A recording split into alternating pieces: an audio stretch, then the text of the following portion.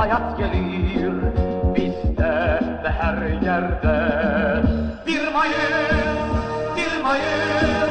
işçinin, emekçinin bayramı.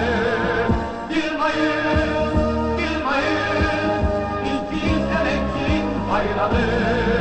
Devrimin şanlı yolunda ilerleyen halkın bayramı. Devrimin şanlı yolunda ilerleyen halkın bayramı. Yepyeni bir güneş doğar dağların doruklarından. Yepyeni bir güneş doğar dağların doruklarından. Mutlu bir hayat filizlenir kavganın ufuklarından.